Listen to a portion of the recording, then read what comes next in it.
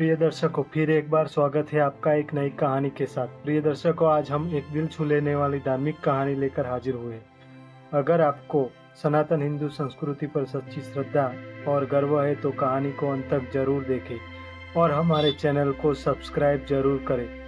जय जय श्री राम, जय भोलेनाथ। अब कहानी की शुरुआत करते हैं। प्राचीन समय की बात है, जब भारत के एक समृद्ध और शक्तिशाली राज्य पर राजा सुरेंद्र सिंह का शासन था।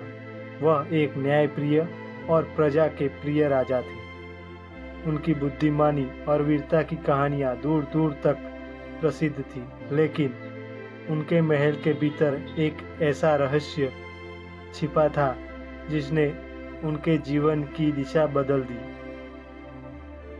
यह कहानी प्रेम, विश्वासघात, साजिश और पुनर्जन्म की ऐसी गाथा है जो पाठकों को अंत तक बांधे रखेगी। राजा सुरेंद्र सिंह की रानी महारानी वसुंधरा अपूर्व सौंदर्य की स्वामिनी थी। उनका चरित्र दृढ़ था और वह पति के प्रति निष्ठावान थी, लेकिन राजा का हृदय केवल रानी के लिए समर्पित नहीं था। महल में एक दासी रूपलता थी जो असाधारण रूप से सुंदर और चतुर थी। रूपलता राजा की विशेष सेवा में थी और धीरे धीरे राजा का ध्यान उसकी ओर बढ़ता गया। रानी को यह बात नागवार गुजरती थी, लेकिन वह कुछ नहीं कह पाती थी। एक दिन राजा ने स्वरूपलता को अपने कक्ष में बुलाया। उन्होंने उससे कहा, तुम मेरी सबसे प्रिय हो। मैं चाहता हूँ कि तुम आज मेरे साथ एक विशेष रात बिताओ। रूपलता ने झुककर आदेश का स्वीकार किया। उस रात के भीतर एक नया संबंध स्थापित हुआ जिसका प्रभाव पूरे राज्य पर पड़ने वाला था।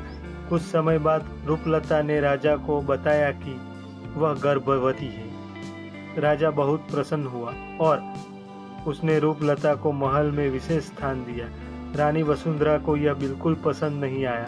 उन्होंने राजा से आग्रह किया कि वह रूपलता को महल से निकाल दे, लेकिन राजा ने इनकार कर दिया। रानी, जो अब अपने पति से दूर होती जा रही थी, अकेलापन महसूस करने लगी। इस बीच महल के एक चतुर नौकर अर्जुन ने रानी के प्रति विशेष रुचि दिखानी शुरू की। अर्जुन ने न केवल रानी का विश्वास पात्र बन गया, बल्कि धीरे धीरे उनके दिल में जगह बना ली। एक दिन अर्जुन ने अपने प्रेम का इजहार किया और रानी, जो पहले से ही दुखी थी, उसे इनकार कर नहीं सकी। अब रानी और अर्जुन गुप्त रूप से मिलने लगे। वे दोनों इस संबंध को छिपाने की पूरी कोशिश करते थे, लेकिन महल की दीवारों के भी कान होते हैं। जल्द ही यह खबर राजा के कानों तक पहुंच गई।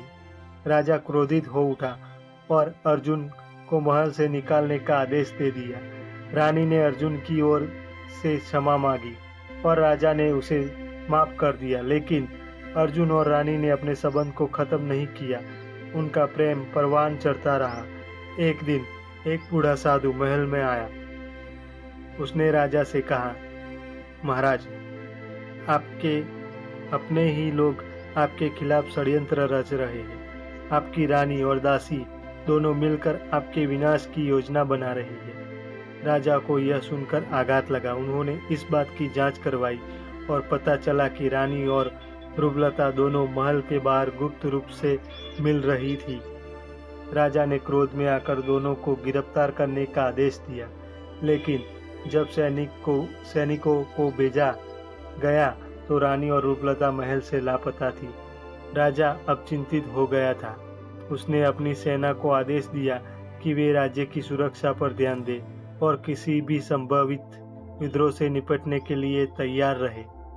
इधर रानी और रूपलता एक गुप्त स्थान पर मिल रही थी। वे दोनों एक योजना बना रही थी कि कैसे राजा को अपदस्थ किया जाए और राज्य पर अधिकार जमाया जाए। लेकिन राजा को यह खबर मिल चुकी थी। सैनिकों को आदेश दिया गया कि वे रानी और रूपलता को खोजकर महल में वापस लाएं। अंततः कुछ ही दिनों में सैनिकों ने उन्हें पकड़ लिया और राजा के समक्ष प्रस्तुत किया। राजा ने आदेश दिया कि दोनों को कारागार में डाल दिया जाए। अब राजा ने खुद को अकेला महसूस किया। इस बीच एक दिन एक सुंदर और बुद्धिमान महिला राजमहल में आई। वह एक दूरस्थ राज्य की राजकुमारी थी जिनका नाम देविका था। राजा ने उसे दरबार में स्थान दिया और जल्द ही दोनों के बीच में प्रेम की भावना विकसित हो गई। कुछ ही समय बाद राजा और राजकुमारी का विवाह बड़ी धूमधाम से संपन्न हुआ। राजा और राजकुमारी ने राज्य की देखभाल शुरू की। कुछ समय बाद देविका ने राजा को बताया कि वह गर्भवती है। राजा बहुत प्रसन्न हुआ और उसने सुनिश्चित किया कि देविका की देखभाल अच्छे से हो। कुछ महीनों बाद देविका ने एक सुंदर पुत्र को जन्म दिया। राजा बहुत प्रसन्न था। यह उनके जीवन का एक नया अध्याय था। रानी और रूपलता जो अब कारागार में थी, उन्होंने राजा से क्षमा मांगी। राजा ने उन्हें क्षमा कर दिया लेकिन राज्य से निष्कासित कर दिया। राजा और देविका ने अपने पुत्र के साथ एक नए भविष्य की ओर कदम बढ़ाया। राज्य एक बार फिर समृद्ध हो गया और राजा ने अपने जीवन की गलतियों से सीख ली। यह कहानी आपको कैसी लगी कमेंट करके ज़रूर बताएं और ऐसी ही मज़ेदार कहानियाँ सुनने के लिए हमारे चैनल को सब्सक्राइब जरूर करें। धन्यवाद।